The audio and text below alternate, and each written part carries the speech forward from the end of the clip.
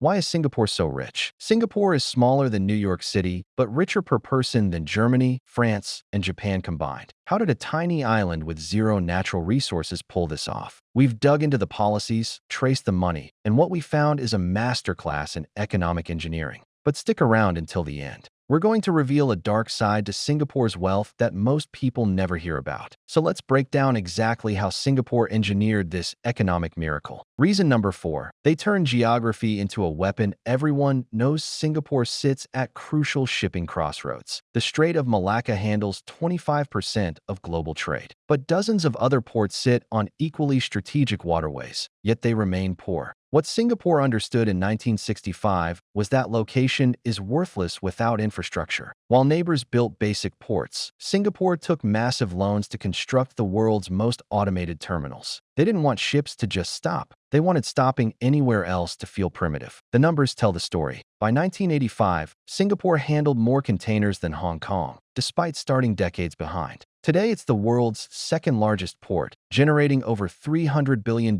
in trade annually. That's not luck, but instead, it shows brilliance as they turned their geography into a competitive advantage. Reason number 3. The manufacturing long con. Here's where Singapore's strategy gets really brilliant. In the 1960s, when companies looked at Asia, they saw cheap labor. Singapore had 14% unemployment, so they played along at first. But Lee Kuan Yew was running a deception. While other countries got trapped making cheap goods forever, Singapore deliberately automated manufacturing to push wages higher. Workers who couldn't adapt got retrained. Companies that couldn't keep up got replaced. By the 1980s, Singapore wasn't just making products, they were making the machinery that made products. They dominated hard disk production not because labor was cheap, but because their precision was untouchable. That shift from quantity to quality is why manufacturing still contributes $90 billion to their economy today. Reason number 2. Financial services suicide that worked in 1968, Singapore made a move experts called economic suicide. They opened markets to foreign banks while neighbors kept theirs closed. Traditional wisdom said local banks needed protection to grow. Singapore flipped that logic. If foreign banks were better, let them compete and force local institutions to improve or die. Standard Chartered, Deutsche Bank, and dozens of others flooded in with capital and expertise. Result? Singapore became the only Asian place where global companies could access London or New York level financial services. When multinationals moved to Asia in the 1990s, Singapore was the obvious headquarters choice. Today, Singapore manages $3.6 trillion